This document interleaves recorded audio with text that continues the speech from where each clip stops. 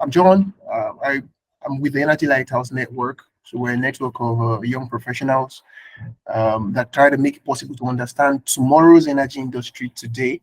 So we operate as a voluntary information and mentorship hub for students and young professionals in the energy industry.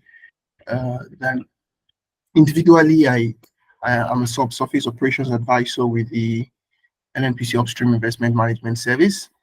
And again, I'm excited for the privilege to have Team Electra, who were finalists in the recent hackathon event I held. I think that was in the first half of the year. Was it May, June? And yeah. Okay, so anyway, we'll turn over the mic to them. And the essence of this, really, as a viewer watching this energy, this is just to draw inspiration from how they're able to connect together the team effort, which is very important, and then the industry, the innovation, the collaboration that then brought up the fantastic solution of Airselangor, which won them a place in the top 10. So with that, I think the first question, so I'll be alternating the question with Mrs. Hannah. I think, okay, well, I'm going to just hack that by chat. I think the first question will just be how you got to meet yourself, right? How you got to meet yourself. So who initiated, how did the team name come about? Yeah, just take 2 minutes. Tell us. So I'm not sure because this is a team, so I will be directing questions to anybody. I'll be directing questions to anybody. But I imagine you have someone that will be speaking principally, and I'll still want to I say think again. we can direct it to Rachel. To Yeah. Rachel. Oh, Rachel will speak for it. Oh, great. Yeah. Okay, so Rachel will speak for the team. All right, Rachel. Thanks for joining us, and thanks also for spotlighting your other colleagues that were not able to join, Alim and Fizi, I believe. Okay, so tell us, how did you come about the name, and how did the team come about? Thank you. All right. Thank you, John. So yeah, initially, I found about this hackathon organized by Airselangor when I was in a club meeting. So at that time, my friend beside me, he was scrolling the registration form in the website, and initially I didn't have that thought of joining it because the problem statements were too challenging for me to understand it. So yeah, but after a few days, I was like, there was a part in me that just telling me, hey, you never been joined hackathon before. Why you don't give it a try? And I was like, how should I, um, who should I, refer to make me to discuss with me to understand about the problem statement. So somehow Zubiki just came to my mind because I was like, oh, why not ask him, because he's PhD student and he could be a huge help for us to tackle the problem statement. So that's how Team Electra came together. So there were 7 of us, me, with my 2 fellow peers, which are Hafizi and Aldin. And then Azu brought along Victor, Paul, and Joe. And then the name of the Team Electra was um, came up by Azu Wiki, which means shining one. Yeah.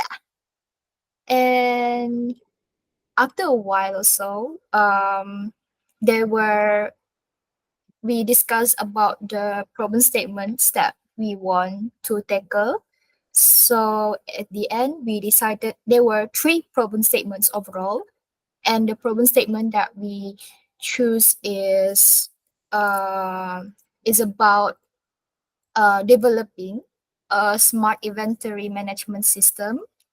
So basically, the system is to overcome challenges that like imprecise forecasting of new meter demand, manual tracking, causing unrecorded or missing meters, and lack of integration with the meter testing lab results, which can result in suboptimal inventory levels.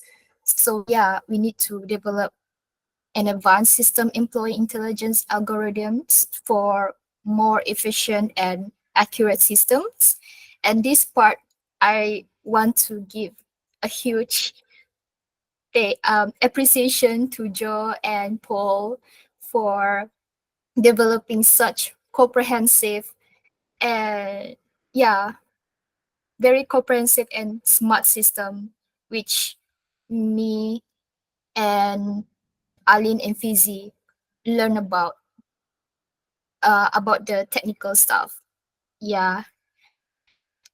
And I think that's all about how our team came together. And one more thing that I'm very proud of our team is that we came we the team comprise such a diverse background of individuals.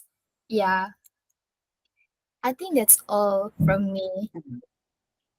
Yeah, and I think that's fantastic. I think that's fantastic. Diverse backgrounds, diverse experience will now bring all those perspectives to complement and have a great solution such as what you have now. I'm going to ask Enid to fire the next question, right? Thank you for your response, Richard. And Enid, do you have a question for them?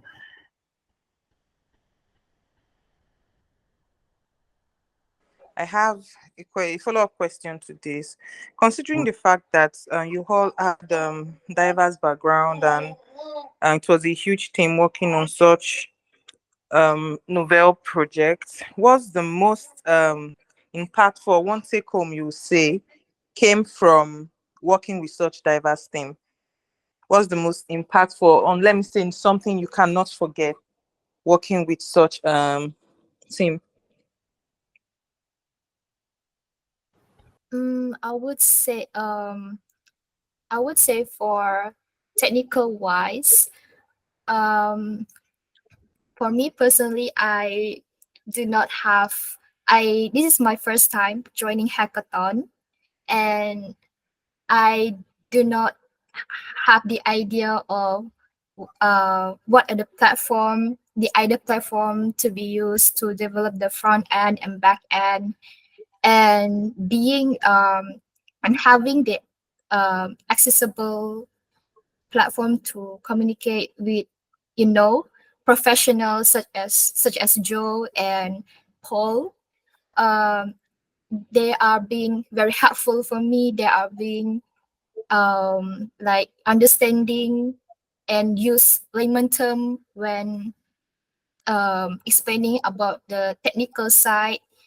So at the end of the hackathon, okay, I already know. Okay, back end.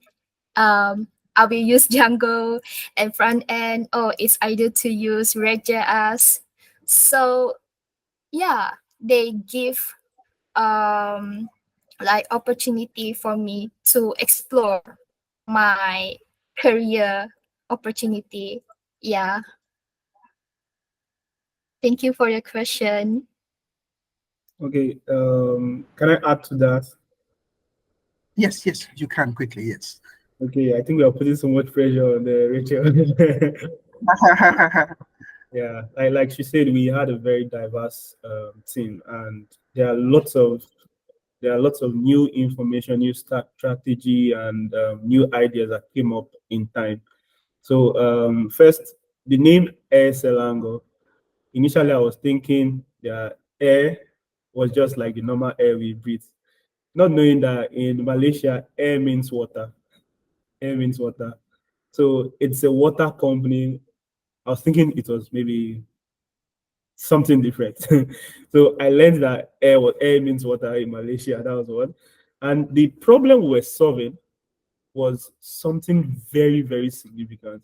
Like this company is in charge of distributing water to about 9.3 million homes. So we're not just we're not just playing around a particular we're not just playing around a particular idea. We're solving a real life challenge. So it was actually very interesting, and also every member of the team at each point were bringing up ideas of how to make it better. Let's say we always needed to use collaborative softwares where we're going to be able to share our documents because we're far from each other. So we were not even able to have physical engagement. So it was actually a problem because even our presentations, our presentations were done online, I think via Teams.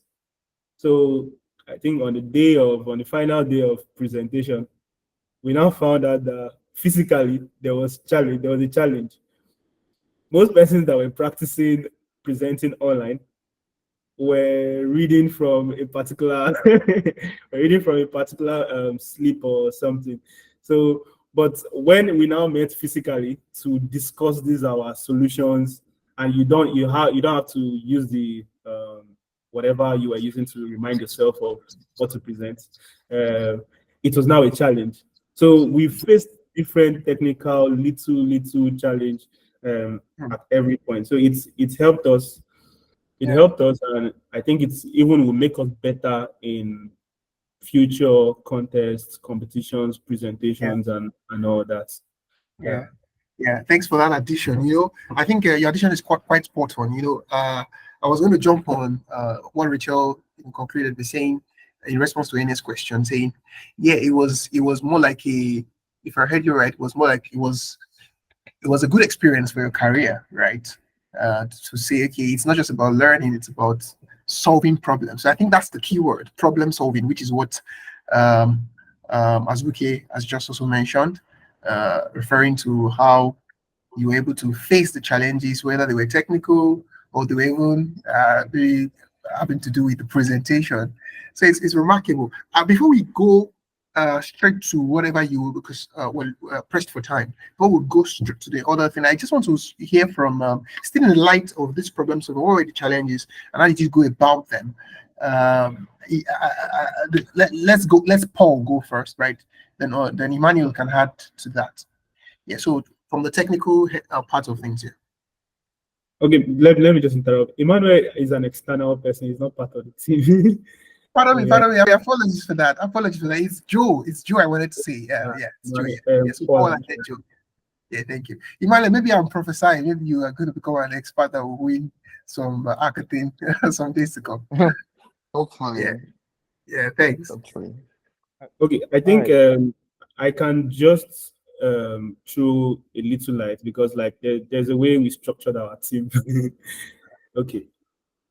So before Paul and Joe can elaborate more, so we basically had different plans, different strategy to ensure we eventually win the competition. Because like at the first phase of the competition, there were more than 400 persons online, so we're scared. We're now like, if they divide themselves, if they start forming teams of 3 or 4, we might end up getting up to like 100 teams competing for this. So our strategies, our plans were changing intermittently as it became tougher and tougher to the end. So we divided ourselves into different groups, while I and Victor conceptualized the design of the solution, and had a template for everyone to follow. Then Paul and Joe.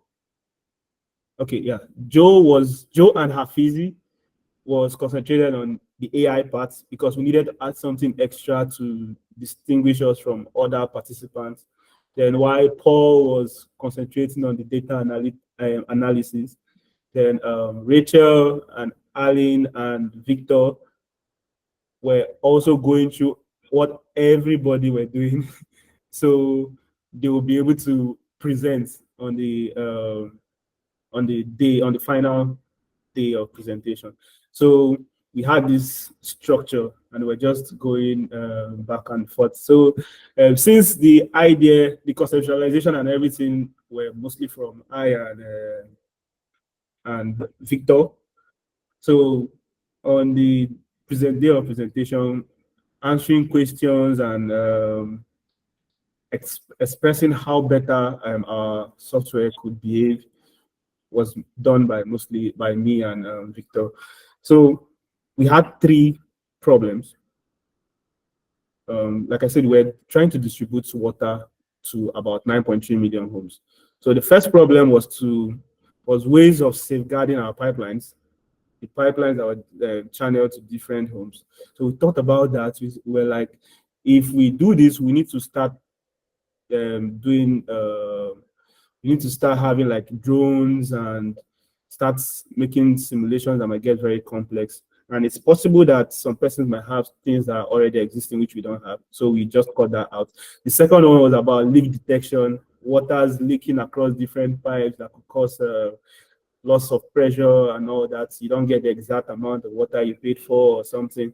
So we thought of the fact that lots of persons might want to do that, which if we do, we'll just be like every other person doing it.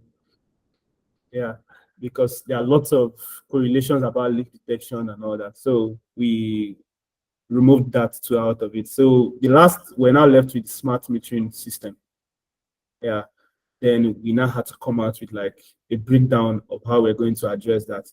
So we scheduled different training and different discussion sections because we had challenges of time. Paul is in US, Joe is in Nigeria, we are in Malaysia. So, and the time gap is very large. While we are working at night, Paul is working early in the morning, Joe is working middle in the afternoon. so, so we had that challenge of time, and sometimes we end up rescheduling meetings and all that. So from this, we now had to design an inventory. Then Joe had to come up with like the algorithms and how the flow. It has to be user friendly because we are like selling the idea. So it had to be user friendly. Joe was not coming up with some amazing things. So at this point, I would like Joe to like throw more light on the AI part, and Joe and Afizi, if they are online, they throw more light on the AI part. Then Paul talks about the data analysis. Okay, great. I think that's great. So over to you, Joe. All right. Uh, Hello everyone once again. I want to say a few things about the AI part or the software itself generally. So it was a wonderful experience working with the Electra team. You know, for me, I first of all, for me, I must appreciate every member of the team because everyone was very busy, working from different areas that we've been assigned to work on. So, and particularly Azubike that is here. Ah, God. As I was working on the back end and the front end, he was always there checking and saying, "Oh, this one is not like this. This should be like this," giving me the feedback steadily. And other members of the team too. During our session, like presentation, we are coming together and discussing, sharing ideas, and it has been amazing. So our aim was to build an inventory management system. And since this is a hackathon, we have to find a way to make our own product to stand out. So on that note, we discussed a lot of things. we had so many ideas. We even had to drop some ideas and pick up some. And me personally, I have the software background, being able, like full stack, meaning I can handle both um, back end and front end. So I was much more confident of what we are doing. And I also have the I mean, artificial intelligence background too. So I was looking for a way to also innovate and give our project something different, something others have not done. And believe me, everyone too was very supportive. So when the ideas were coming, they were supporting, and we are able to integrate the ideas into the software. And I believe to a very large extent, all our contributions were the things that pushed us to the top 10, because we did something very spectacular. And for me too, I also believe that we actually won the competition. In a disguised form. We actually won the competition, because what I was seeing was that, okay, somehow it was, maybe we are not able to highlight all the all the things we added to the The feature. project. That was why they did not really see some other things. Like, there was no enough time. Get me? This is the problem. There was no enough time to really touchlight on some concepts that Yeah, we. I'm talking about time. I think I can Yes, just repeat that as well. That there really is not enough time even to hear exactly. all that went down. But it's very interesting what you have said. How you were able to use prior expertise and then blend it with the group think. You know, 'cause I know that sometimes when someone has an idea within the team, sometimes it takes um, a bit of some efforts to get the team as well to see it as you are seeing it, especially if they don't share that. So let's go to Paul. Thank you very much, Joe. Let's go to Paul. So how did this work? How were you able to go from individuals having ideas to the team saying, "Yeah, this is how we're going to do it"? How did you sharpen the rough edges of your ideas? How did the team work in technically now? Okay, thank you so much, John.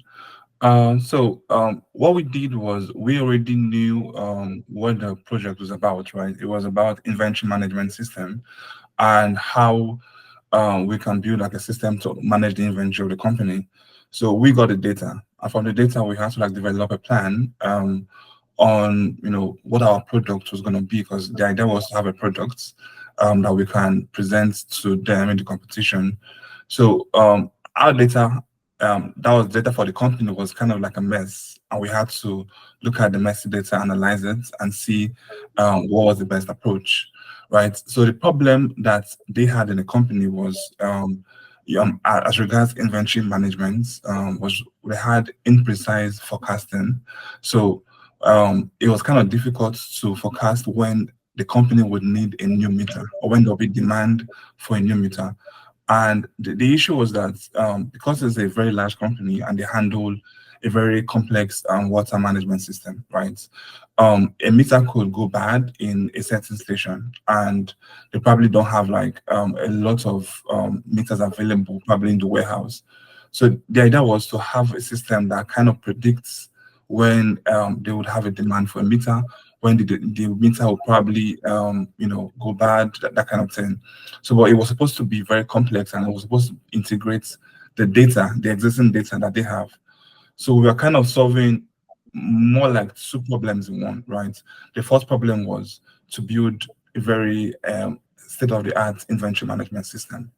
And that problem was to build a system that kind of brings all their data that was messy and kind of streamlines them and analyzes this data, so that our system wouldn't just predict inventory demand, but would use the data and kind of analyze the trend. Basically, I'll use the word the trend of the inventory. So we had uh, some data from the company, right? We had data from the laboratory tests. So whenever the company kind of brings in new data, probably they import new meters, it goes through testing, right, in the lab, and this test could either pass or fail. So you test how good the quality of the meter that is being brought in. If the meter passes this test, you then send it to the system where it's being installed.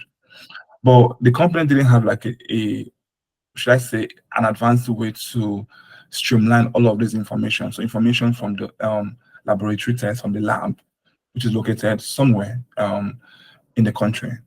Also information from the manufacturer. So because they don't manufacture the meters, they import them.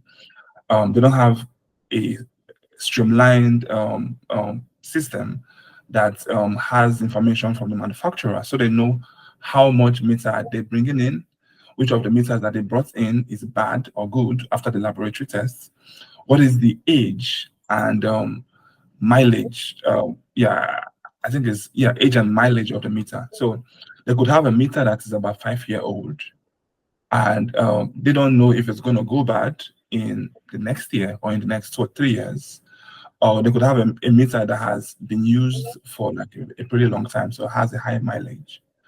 And there was not a system that could kind of predict when it gets to this mileage, right? Depending on the station that is being mounted in, is it likely going to go bad now? Should they plan to have meter available so that when this one goes bad in X years, they can then install these new meters? So that they needed a kind of really complex data management system, which they didn't have, and that was one of the things that we provided for them.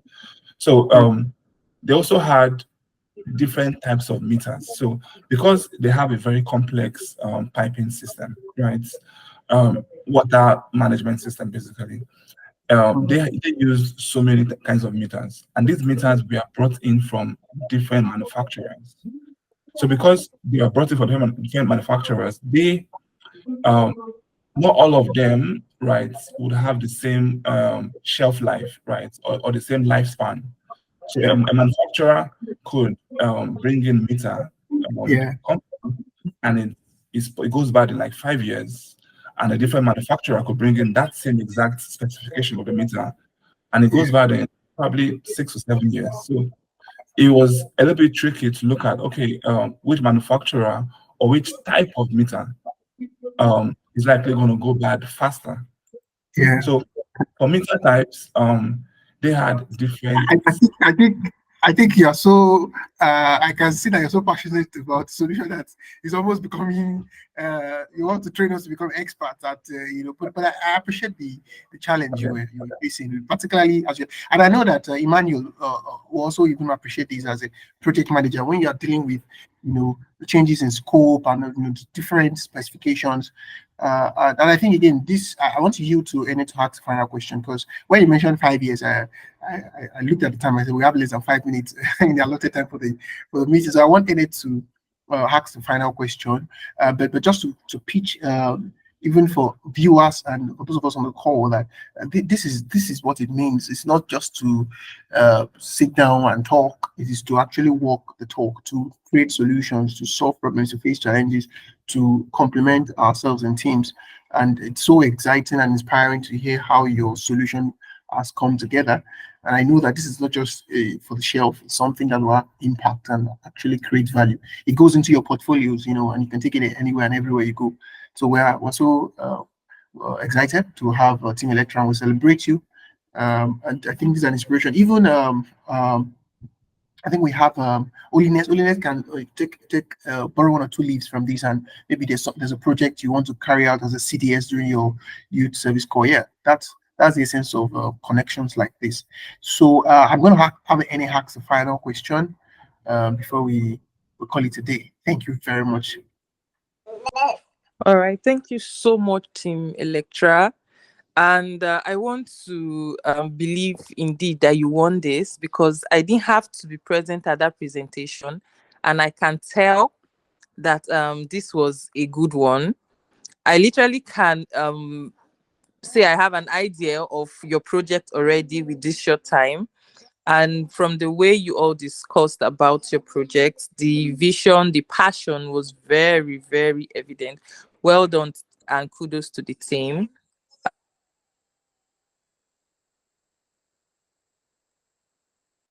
Get all of this information in a moment.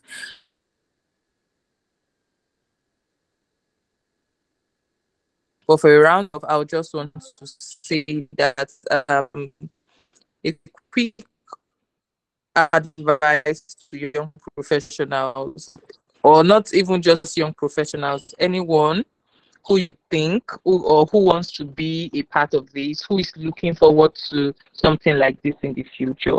And is there any future plan for Team Electra, especially for new members? Because at this point, I'm already a member of Team Electra, professionals, existing professionals, and any future plan for Team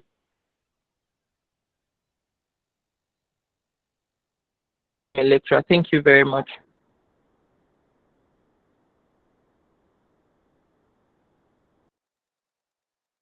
Yeah, I don't know if Victor is able to take that so that we hear from the entire team. Okay. I'll just leave it to Yeah. Yes, thank you.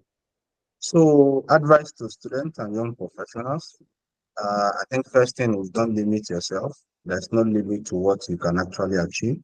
No idea is actually too small. I mean, when we went for Electra presentation, it was like a global audience. In that hall, we had over 200 people that wanted to hear us, not just Airselangor staff only, but we had their partners from, I think, McKinsey, PwC, if I'm right, that came, to come and hear what we are saying. So, and eventually we saw ourselves on national TV. So, I mean, this is just an idea that came. So, don't think an idea is too little. Rachel, for example, now thought, oh, this is too big for me, I can't do it. Then she had to reach out to people. So, whatever idea you have, put it all in. It's all about collaboration. Even if it looks as if you don't know what to do, reach out to people. So don't give up. You can always try to reach out and give into any competition at all. That's my first advice. Then advice number two is whatever you are preparing for, whatever is worth doing is at all is worth doing well. You need to give it your best. Because when we got to the hall to present, we saw people that built a drone like, how can they call us to boxing fight and you are coming with machine guns? That's how it felt. Like, so we never knew that people can go that far, just to present a solution. Yeah, I mean, not what they produced was not in our own problem area. It was another problem statement. But it was fascinating to see that people went that far to spend their money, to do things, even when they were not sure they were going to either win this or not. So whatever idea, whatever you are doing at all is worth doing well. Pour in all your best and take it to the best of your ability whenever you are going for a presentation. That was one of the lessons we learned, and this is one of my advice to young professionals and students. As for future plans for Electra, I think Azu and our team leader, Rachel, should be able to answer that. But I do know that currently we're also extending our reach to, enter some other more competitions. This has actually fired us up. That if we can do Airselangor, the biggest water company in Malaysia, planning to be the biggest in Asia, then I mean, there's nothing we cannot do. So we are bold enough to go for any competition right now. So that's what I think is one of our future plans. So, but I'll leave it for Rachel or Azu to, if they want to touch on that. Thank you. Okay, please, sorry, let me add a little to what Victor has just said. One Okay, other a little in advice, 20 seconds. Yeah. yes, one advice is that don't see distance as a barrier. Like, it's obvious the remaining members of the team, they are in, or the major members, they are in Malaysia. I am in Nigeria here. Paul is in the US, but we are able to come together and build something that got us to top 10. So don't see distance as a limitation. That's my advice. Thank you very much. Thank you very much. I think we will be taking the final. There's any other thing you want to say now? I understand from what Victor said, that will be largely for Azubike and or Rachel to give your final remarks. We're happy to have hosted you, Annie and myself, and the rest of the Lighthouse team. Anyway, should I even be allowing Azuki to do this because it's also part of the Lighthouse team? So maybe I should just direct this question to Rachel to have To the final. Rachel. All right, Rachel, you have the last word for today. I just would like to say thank you again. It's an honor for us to like discuss and have a future potential collaboration. I just want to hope that we just keep continuing like engage with the community and keep building good solution together. Yeah, so that's all. Thank you very much. Thank you very much. And I think from my side, Ene will be giving us the final words of appreciation. I would just like to send a shout out to Akim and Alim and Afizi, yeah? So over to you, Ene, to round off the meeting. Thanks for everybody. Thank you all for your time and sharing in your wealth of knowledge. On behalf of the Energy Lighthouse team, we want to say thank you so much. And we hope to see you on greater platform. We hope to see that this discussion today is fruitful in the career of everyone. I definitely picked one or two things from here that I'm going to drive with. I so believe that every other person who was part of this team, who is part of this team, took something away, and we hope for further collaboration moving forward. Thank you very much, Paul, John, Azubi K, Rachel, Holiness, Joe, Victor. Thank you all, and your team members also who are not currently on this call. Thank you for coming. Thank you for sharing your time with us. You're welcome. You're welcome. Thank you. All right, Thank bye. you. Yeah, Bye, everyone. thanks for your time. Have a great weekend. Thank you. Yeah.